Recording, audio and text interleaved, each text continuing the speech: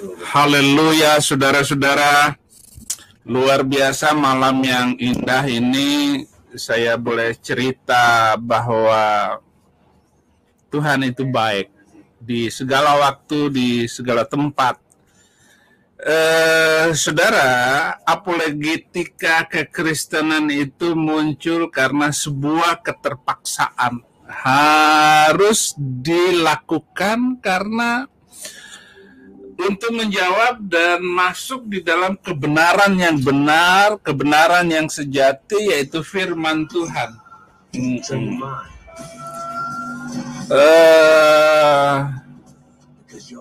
Sorry saudara-saudara.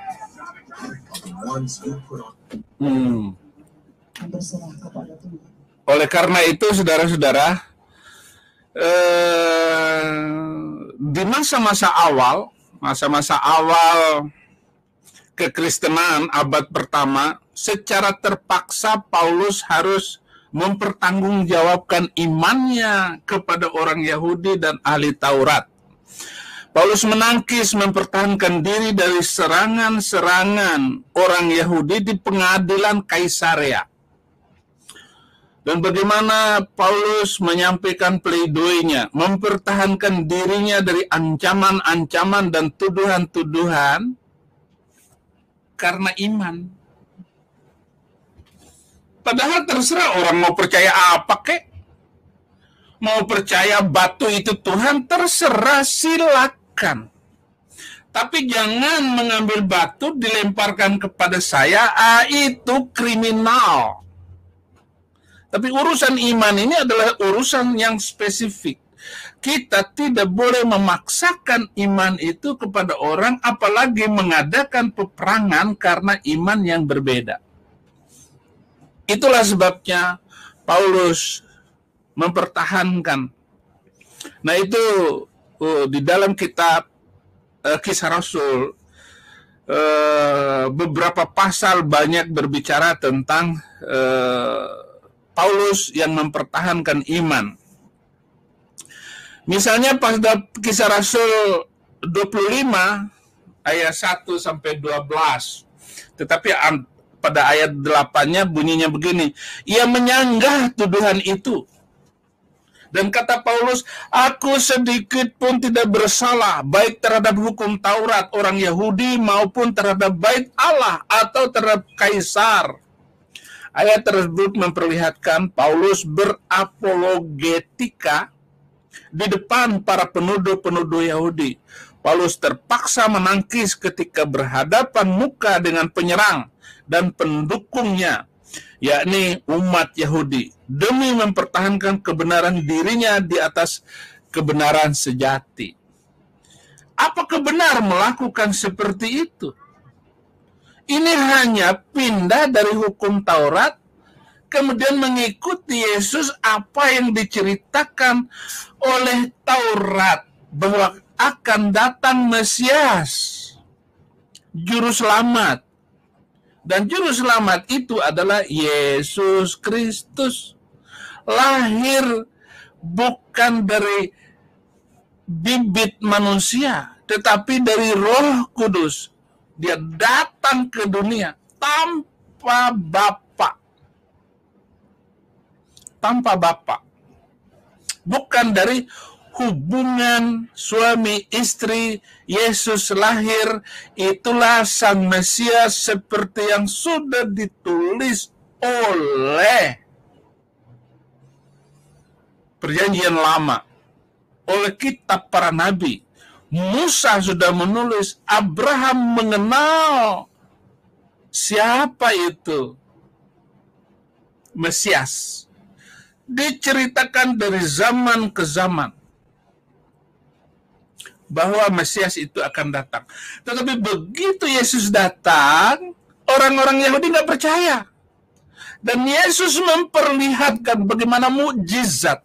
Orang buta melihat, orang tuli mendengar, orang lumpuh berjalan, bahkan orang mati bangkit hidup kembali. Itu dilihat semua oleh orang Yahudi sebagai pertanda bahwa dia adalah Mesias yang sudah dijanjikan itu. Tetapi semua mereka tidak percaya. Hanya mempertahankan itu, Paulus dihadapkan kepada pengadilan. Ini yang mau saya katakan. Jadi keterpaksaan Paulus memberi contoh kepada dunia kekristenan bahwa baik atau tidak baik waktunya harus siap memberi pertanggungjawaban atas iman yang dia pegang selama ini di dalam Tuhan Yesus Kristus. Dia harus mempertahankan imannya. Dan di Indonesia sendiri sudah banyak orang mati gara-gara iman seperti ini. Di Banyuwangi dituduh sebagai dukun santet. Padahal itu rumah orang Kristen. Loh, orang Kristen mana yang percaya santet? Tetapi mereka melakukan kegiatan. Itu saya sudah lihat semuanya. Perjalanan sejarah. Dukun santet, padahal dia orang Kristen. Ini banyak berjalan waktu dari waktu ke waktu.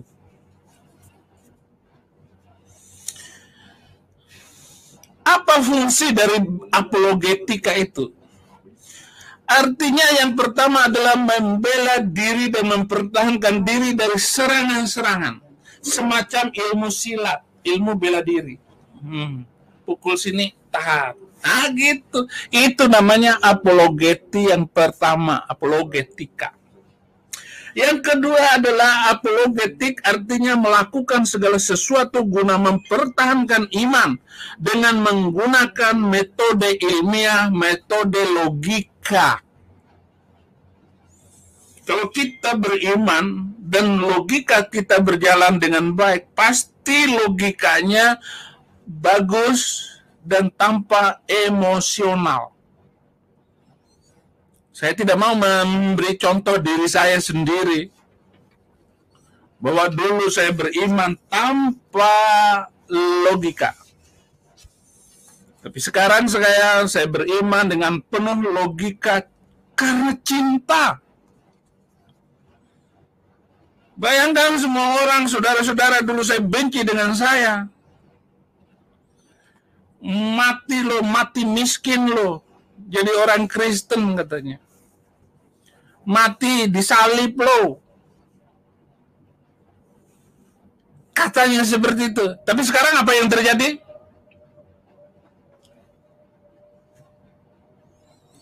Uangnya halal, orangnya kafir. Nah, tetap aja. Tidak membuka ilmiah pikirannya, hati nuraninya. Susah-susah selalu ke abangnya ini, Saifuddin Ibrahim.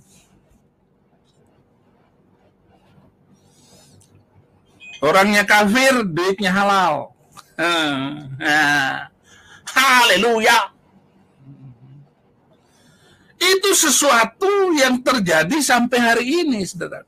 Dengan demikian dapat dikatakan bahwa apologetika merupakan pernyataan secara sistematis tentang otoritas dan sumber ilahi dari ajaran iman Kristen itu. Jadi kita berapologetika bukan memakai undang-undang hukum buatan manusia atau mengenai yang lain. Tetapi kalau saya ditanya tentang agama saya yang dulu, saya berjawab pakai Al-Quran. Ngomong ini, saya pakai hadis. Ngomong apa lagi? Pakai hadis. Lama-lama dia kelimpungan, goyang sendiri. Nggak lama kemudian angkat tangan terima Yesus. Itu bukan hal yang karangan saya, tetapi betapa banyaknya sekarang ini orang semua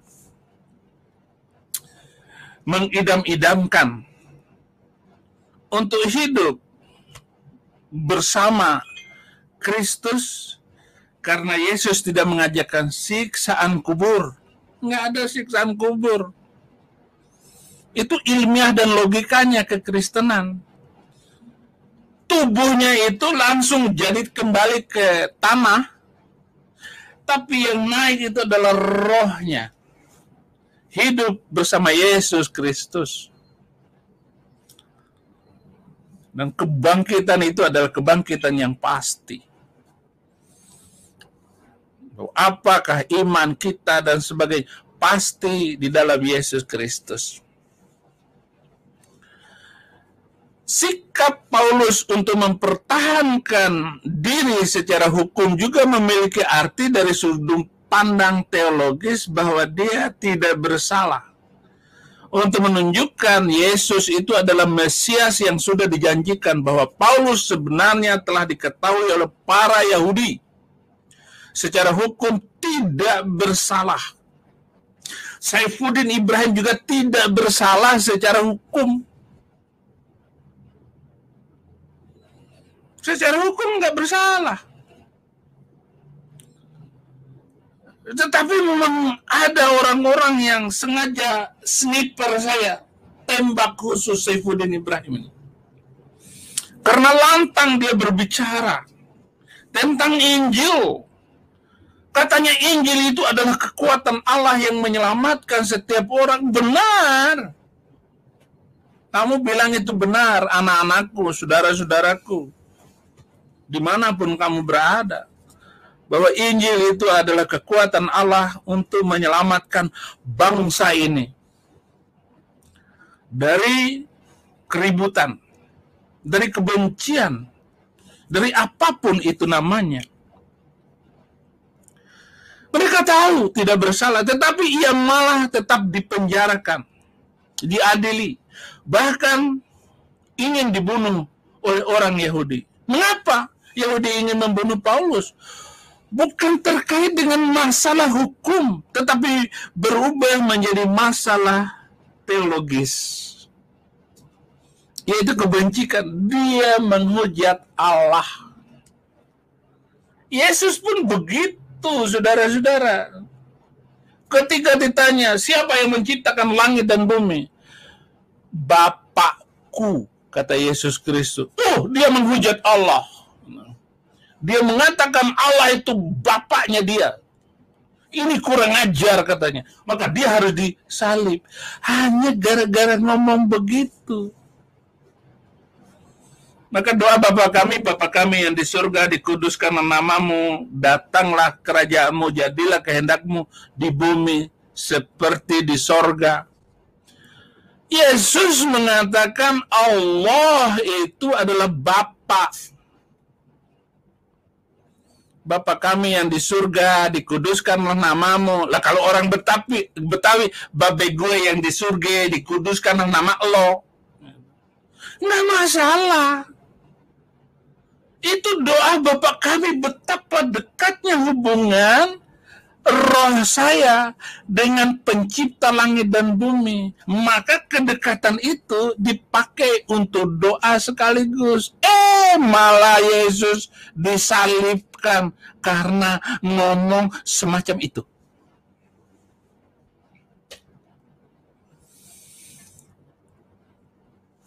Masalah hukum, adanya unsur kebencian hati umat Yahudi kepada pengikut Yesus. Karena Yesus itu melakukan banyak mukjizat. Nah loh, haleluya. Rasain loh. Nah, mukjizat Saifuddin Ibrahim adalah YouTube. Gara-gara YouTube ini, saya dapat banyak uang untuk memberkati banyak orang, banyak tempat.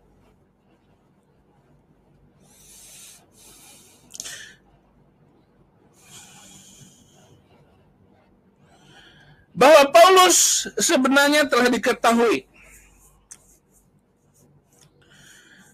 Dia ingin terus mempertahankan imannya sampai mati. Filipi 1 ayat 21, bagiku hidup adalah Kristus, mati adalah keuntungan. Jadi tidak ada sebab lain yang membuat Paulus harus dibenci hanya karena pemikiran teologis. Pemikiran tentang ketuhanan.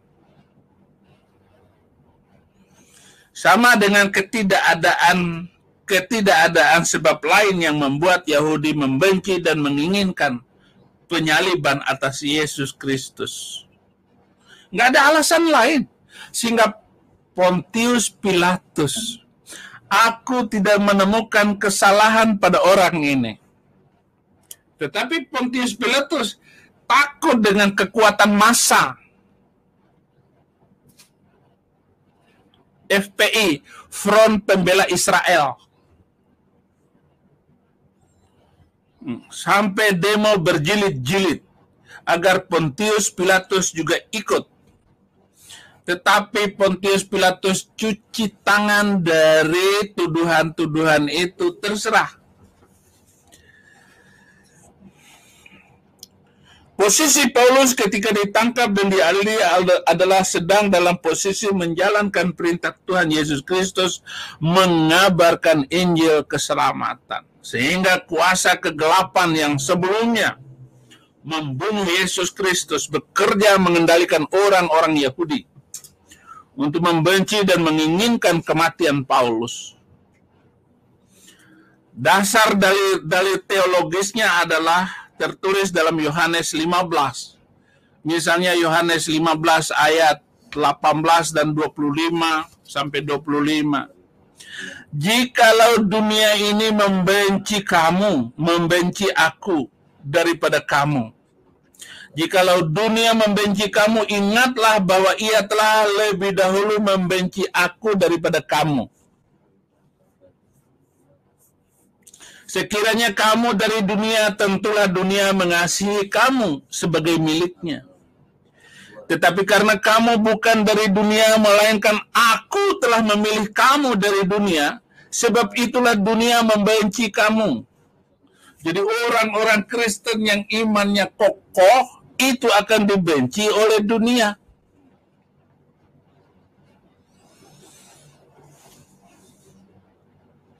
Ini yang ikut Yesus loh. Yang benar-benar ikut Yesus sungguh-sungguh. Ayat 20, ingatlah apa yang telah kukatakan kepadamu, seorang hamba tidak lebih tinggi daripada tuannya. Jikalau mereka telah menganiaya aku, mereka juga akan menganiaya kamu. Jikalau mereka telah menuruti firman-Ku, mereka juga akan menuruti perkataanmu. Jadi kita ini adalah manusia surgawi yang dipilih oleh Tuhan untuk hidup sementara di bumi ini. Dikasih waktu beberapa. Dan kita pasti mati karena tubuh kita ini adalah tubuh duniawi. Tetapi ada roh kita ini, di dalam roh kita ini adalah roh Tuhan karena ikut Yesus. Yang nggak ikut Yesus, ya roh apa saya nggak tahu.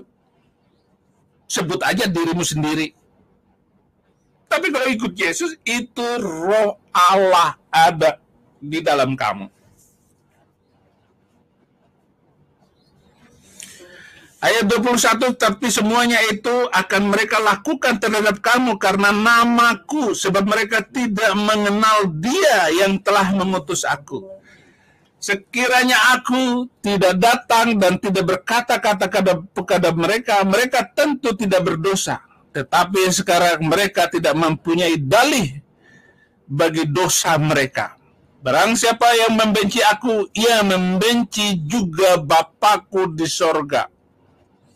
Ayat 24, Yohanes 15 ayat 24, sekiranya aku tidak melakukan pekerjaan di tengah-tengah mereka, seperti yang tidak pernah dilakukan seorang lain, mereka tentu tidak berdosa. Tetapi sekarang, walaupun mereka telah melihat semuanya itu, namun mereka membenci baik aku maupun Bapakku.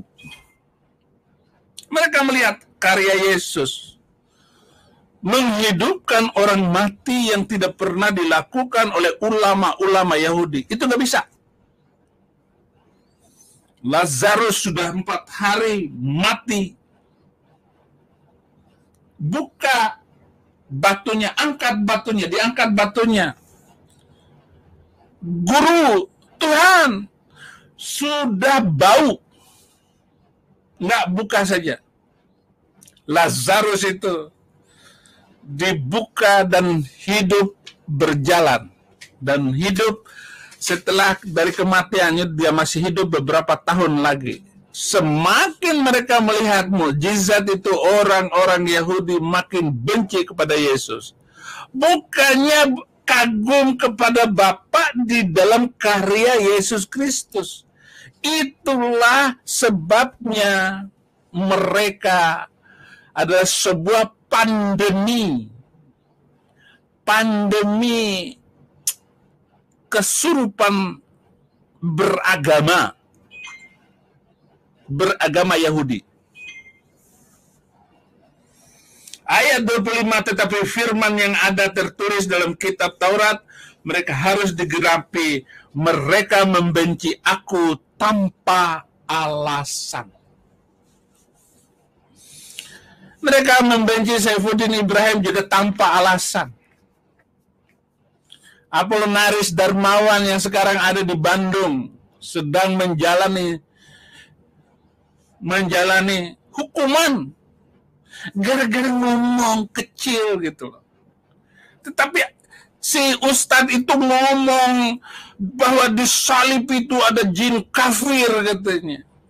Nggak ditangkap.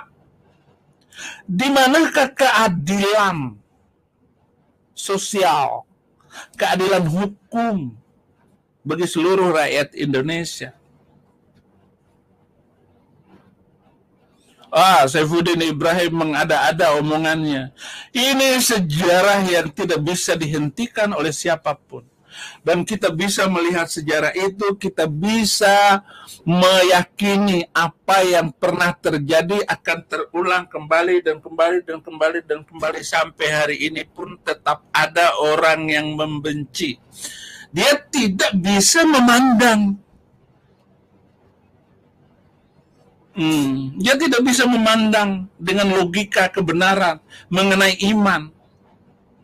Mereka hanya ngomong orang Kristen baik. Bukan itu, saudara. Tuhan Yesus baik. Sungguh amat baik. Untuk selama-lamanya Tuhan Yesus baik. Kalian tidak melihat orang-orang yang cinta Yesus itu, dia menggendong Tuhan kemana-mana dia pergi. Itulah yang dijunjung tinggi. Haleluya, haleluya, haleluya. Anda boleh beranggapan macam-macam atau melihat sesuatu yang aneh dari omongan saya, tetapi saya mengutip apa yang tertulis di dalam firman Tuhan untuk menjadi renungan malam hari ini. Dan saya sudah berbicara 20 menit. Dan apa yang terjadi pada Paulus akan terjadi pula pada murid-murid Tuhan Yesus Kristus yang akan terjadi hingga hari ini. Akan tetap terjadi. Saudara, alasan apapun Anda ditolong, alasan apapun Anda dianiaya, Tuhan punya rencana untuk itu semua. Dan sekarang ada orang yang akan bersaksi, saya akan wawancara di kesempatan ini. Kenapa dia kok masih mau mendampingi orang yang begitu cinta kepada Yesus Kristus. Malam hari ini khusus saya datangkan tamu yang luar biasa untuk channel Saifuddin Ibrahim, yaitu Bu Watmah. Bu Watmah itu sudah berkali-kali naik haji. Dan biarlah dia bercerita. Nanti saya akan tanya kenapa dia kok militan di dalam mendampingi Muhammad KC ya. Geser ke sini, Bu. Nah, saudara-saudara, ini adalah istri beliau, dan terima kasih untuk bantuan saudara-saudara menolong beliau di dalam urusan di pengadilan. Sepertinya sudah mulai kelihatan mudahnya membantu beliau. Silakan Ibu kenalan dulu. Nah, ini dia.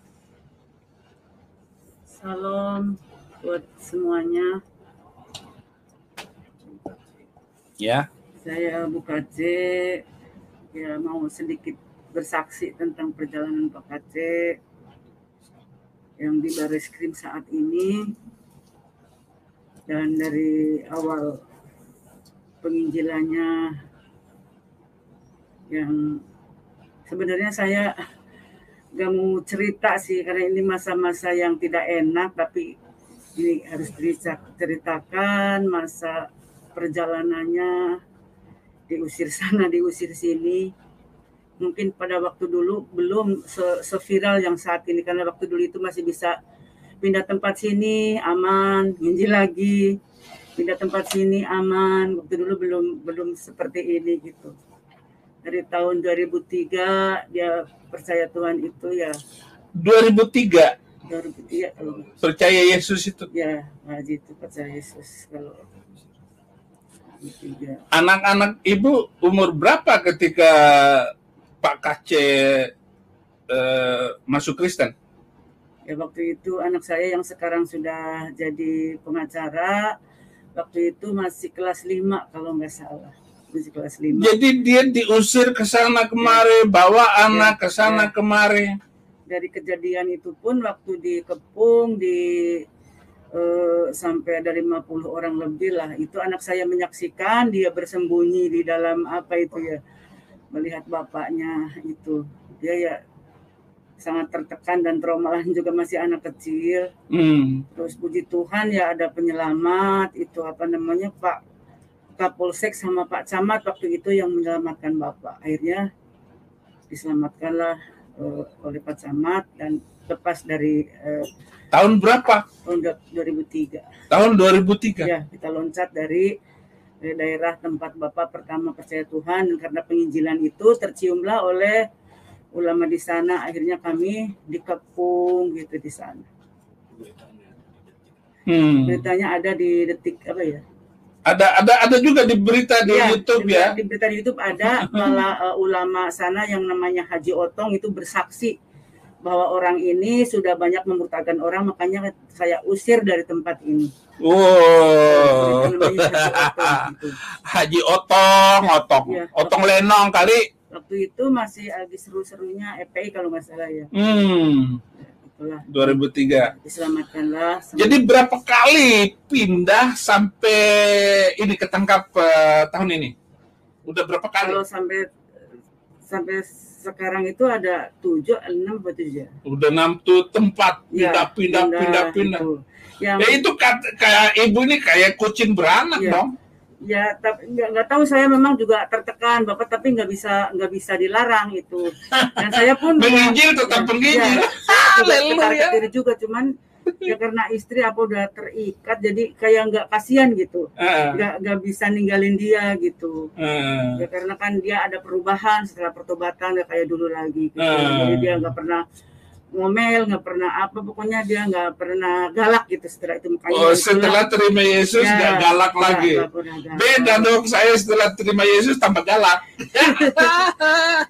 Nggak pernah galak, dia selalu bebas, mau apapun, mau ngasih uang, mau habis, mau apa, nggak pernah nanyain, mau pokoknya masak pun apa dimasakin dia makan. Dia nggak pernah apa tuh rewel, nggak. Jadi itulah perubahannya gitu. Makanya saya ikut. Itu sebabnya Ibu tetap ikut. Mengikuti dia. Iya. Nah, dari Pak KC terima Yesus 2003, Ibu tahun berapa masuk Kristen, percaya sama dia gitu? Tahun 2008 kalau misalnya. Jadi 3 tahun. Ya. 5 tahun. Ya. Jadi 5 tahun, dia 5 tahun setelah Pak Kace terima Yesus, barulah ibu ini. Jadi cukup lama. Kenapa? Karena dia ini sudah berulang kali naik haji. Ya, naik haji Kace. Ya, juga tadinya kan Pak Kace yang ngajarin ngaji juga, mertua kok. Oh, jadi Pak Kace ini guru ibu dulu. Ya, dulu nah, ya, kumaha gitu. tuh.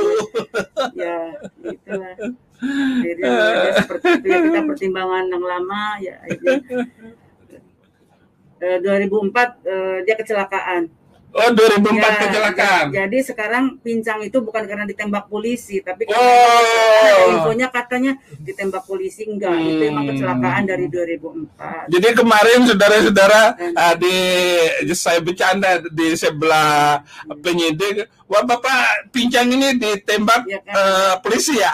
Ada yang di channel kan ada yang begitu, udah tahu channel mana gitu. Jadi jangan bikin isu bahwa Pak Kace pincang itu karena ditembak polisi, jangan. Itu nggak ada itu. Jadi kecelakaan. Terus di kecelakaan itu dia nggak semakin itu ya, nggak semakin berhenti, dia semakin ada yang nengok pun dia nginjil gitu. Jadi nggak bisa dihentikan gitu. Jadi terus gitu.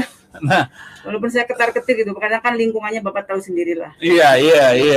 Saya diam aja. Orang Sunda ya lebih radikal lagi terhadap masalah pemurtadan ini. Sampai hari ini pun suku Sunda itu adalah suku yang susah kita injili. Tapi itulah iman, itulah seperti yang dirasakan oleh oleh saya, oleh setiap orang yang pindah kepada Yesus Kristus. Iya.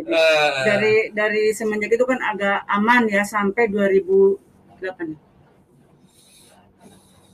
Ya 2015-14 itu yang loncat yang kelima kayaknya ya.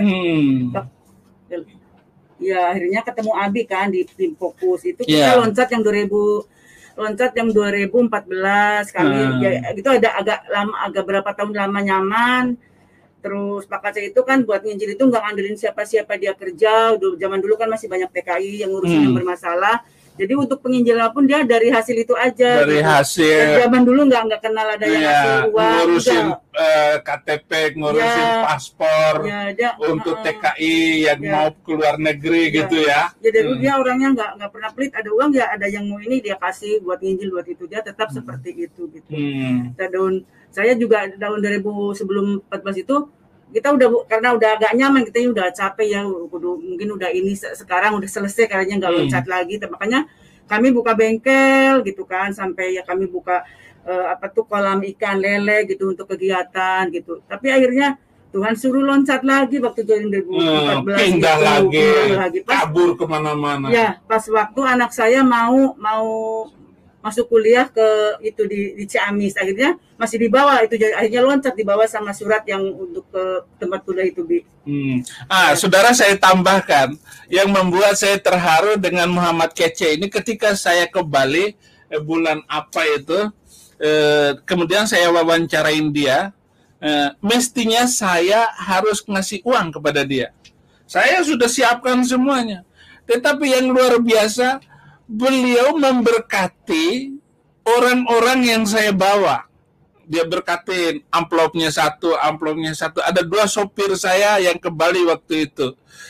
Saya juga diberi amplop berkat oleh Muhammad Kace. Inilah yang membuat saya terharu dan menangis. Padahal dia dalam pelarian. Dia tahu saya berkecukupan. Dia sudah melihat saya berkecukupan. Tetapi disitulah kebenaran iman Muhammad Kace yang luar biasa. Yang luar biasa. Dan waktu itu saya bilang sama beliau, ya udahlah kalau tangkap aja lah. Iya, Bi, katanya. Ditangkap-tangkaplah, katanya. Benar ditangkap di Bali. Nah, pertanyaan saya, dengan kejadian dengan lontang-lantung seperti ini, apa yang membuat yang lain, yang membuat ibu tetap setia dengan Pak Kece gitu? Ya itu mungkin karena kasih Kristus ya, karena nggak bisa gitu, nggak bisa, kasihan gitu karena udah kakinya juga udah sakit, masa harus ikutin juga gitu, nggak tega gitu Pak, karena kan udah pincang kakinya juga, udah kesini-sininya malah udah ada gejala gula juga harus kasih obat gitu kan. Itunya nggak taunya punya ikatan roh, pokoknya nggak bisa aja gitu, kasihan gitu karena orangnya kan nggak pernah galak, jadinya nggak, walaupun aku tertekan Bapak keras semakin terus gitu Pak, jangan ini tetap aja ini kan harus disampaikan. Orang lain apa tuh ngebom ini aja dia bersuara keras, masa kita apa tuh nggak mau bersuara kebaikan, kebenaran Tuhan gitu. Kita kan udah tua mau apa gitu kan, anak udah selesai sekolah, udah kita mau mati ya mati gitu kan, kalau emang Tuhan izinkan gitu, begitu dia. Luar biasa kesaksian ini. Nah, Ibu tenang aja dulu. Jadi begini, saya sedih dengan keadaan Pak Kace. Saya sudah 2 kali ke sana nggak bisa ketemu. Pertemuan saya datang lagi ketiga kalinya dengan putranya. Baru bisa ketemu hari Kamis kemarin. Nah, ini lagi usaha untuk saya bertemu secara maraton dengan banyak orang untuk bertemu lagi dan teman-teman yang bisa membantu beliau urusan menghadapi pengadilan ini, karena Muhammad Kace ini bagaimanapun kalau bisa harus dibebaskan.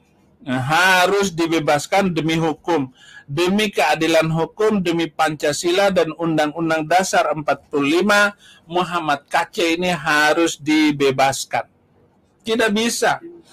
Sumber utamanya itu adalah khutbahnya Abdus Somad yang bilang bahwa di salib ada jin kafir, lalu dibalas oleh Muhammad Kace dengan membaca ayat Al-Quran, bahwa di dalam Al-Quran juga itu ada surat jin, bahwa jin itu mengerumuni Nabi Muhammad ketika dia sholat untuk mendengar ayat-ayat Al-Quran. Itu kisahnya, hanya membaca itu, lalu Majelis Ulama MUI itu tersinggung dan melaporkannya. Ini kan urusan ngomong. Kita menginginkan Indonesia ini di bawah panji Injil Keselamatan. Silakan mau beragama apa, silakan semuanya. Tetapi jangan melakukan kriminal dengan menganiaya orang, menganiaya keluarganya, bahkan anaknya. Ketika saya masuk Kristen, didengar oleh keluarga saya di Bima, itu adik saya, Rus, itu dikejar-kejar oleh keluarga sendiri. Saya tidak mau sebut keluarga ini karena dia adalah tokoh penting juga di Bima. Dikejar-kejarnya,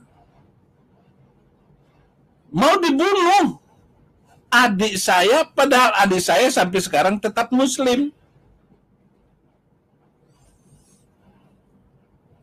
Tanah saya diserobot. Saya bilang kepada adik saya, ambil. Orang yang menyerobot harta warisan saudaranya tidak pernah damai sejahtera hidupnya. Nah, itu yang penting dari apa yang mestinya saya sampaikan. Nah, Ibu, sekarang bagaimana?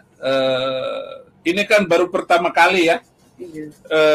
Saya mengingat bagaimana penderitaan istri saya ketika awal-awal saya ditangkap oleh Bareskrim dan dia menjadi korban dari undang-undang penistaan agama ini.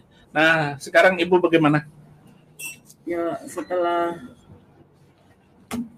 Bapak ditangkap, ya keadaan saya Ya kan habis di BAP Bapak sampai jam 5 kita dibolehkan pulang, ya nggak bisa tidur sampai 2 hari, sampai nggak makan juga nggak bisa, makanya lemes udah naik apa tuh baris krim tuh sampai 5 tingkat sampai lemas gitu, pokoknya udah, karena baru pertama ini. Kalau dulu kan yang masih belum ada YouTube gitu, gitu. Sekarang jadi waktu dikejar-kejar itu ya, iya, dia masih bisa tempat ke tempat. Iya, Hmm. sekarang kan sampai seperti ini gitu ya. Bapak udah kayak buruan apa gitu ya. Tapi Bapak melihat Bapak sukacita aja gitu. Dia itu udah maunya Tuhan gitu. Kita kan nyampein kebenaran. Itu justru dia nyemangatin saya gitu, kayak nangis tuh. Sampai apa tuh kemarin udah bisa ketemu pun dia malah menguatkan saya. Udah, ini udah punya Tuhan. Saya bersuara apa yang orang Kristen nggak bisa bersuara, saya akan bersuara supaya orang Kristen nggak dihina lagi, supaya Yesus nggak diinjek-injek lagi. Pengen keadilan kayak itu dari negara ini, agar dipermudah perizinan, agar tidak diobrak-abrik lagi yang ibadah. Itu maunya seperti itu. Jadi minta keadilan dari bangsa ini. Yang hamba-hamba Tuhan yang tidak bisa menyampaikan, dia mau menyampaikan, karena saya udah tua, mau mati pun nggak apa-apa begitu. Yang penting ada kebebasan ibadah buat orang-orang Kristen yang selama ini tertindas. Itu hanya beliau itu yang ngomong seperti itu. Itulah kerinduannya dia, terus nggak bisa ditahan gitu. Saya udah Pak, jangan terlalu bisa ditahan. Orang lain aja ngebom, dia sukacita aja, bebas-bebas, masa yang benar itulah. Saya sudah umur, anak saya udah selesai sekolah, saya tinggal udah tua gitu. Kalau memang Tuhan mau tetap hidup ya hidup, tapi saya harus menyampaikan ini agar sampai didengar oleh pemerintah, ada keadilan buat peribadahan orang Kristen, jangan diobrak-abrik lagi, jangan dibom lagi gitu, jangan Tuhan Yesus diinjek-injek lagi, dihina-hina terus. Itu kerinduannya beliau seperti itu. Haleluya, saudara-saudara. Bagaimana seorang Muhammad Kacek kemarin ketemu saya, dan begitu ketemu saya masuk, hanya dua-dua masuknya. Saya masuk dengan istrinya, saya melihat memang mukanya kelelahan, pucat, tetapi luar biasa dia gembira karena yang mengunjunginya itu adalah Saifuddin Ibrahim, idola dia. Saifuddin Ibrahim idolanya Muhammad Kacek. Dia menangis dan kami pun menangis bersama-sama. Menangis karena sukacita setelah setengah bulan tidak bisa dijumpai oleh anak dan istrinya. Dan saya doakan suami istri ini dan mereka menangis. Amin, amin, amin. Saya bilang bahwa kasus Muhammad Kacek ini dia harus dibebaskan dari ancaman hukuman ini. Atau Abdus Samad yang menjadi penyebab banyak orang Kristen bersuara harus ditangkap. Kalau tidak ditangkap, maka tidak ada keadilan bagi bangsa ini, bagi Muhammad Kacek. Artinya kami tidak memiliki, orang-orang Kristen tidak memiliki hak asasi untuk hidup damai, untuk hidup bebas beragama dan berkeyakinan. Terima kasih. Terima kasih. Terima kasih Ibu Kacek. Terima kasih untuk hadir di studio Pendeta Saifuddin Ibrahim. Ada harapan apa kira-kira? Ya, yang pertama saya mengucap syukur buat hamba-hamba Tuhan dimanapun berada yang sudah menopang, mendukung dalam doa, dalam bantuan. Saya berterima kasih, Tuhan Yesus memberkati. Juga harapan kami ya Bapak dibebaskan itu. Haleluya. Iya, dibebaskan. Kenapa harus dibebaskan, Bu? Ya karena kan yang dari mereka yang selalu menghina Kristen pun nggak ditangkap semua. Lebih banyak lagi kan yang penghinaan dari yang seberang ke kita gitu, Bi. Bukan begitu, karena ada lagunya, sudah bebas negeri kita untuk selama-lamanya. Terima kasih, Tuhan Yesus memberkati.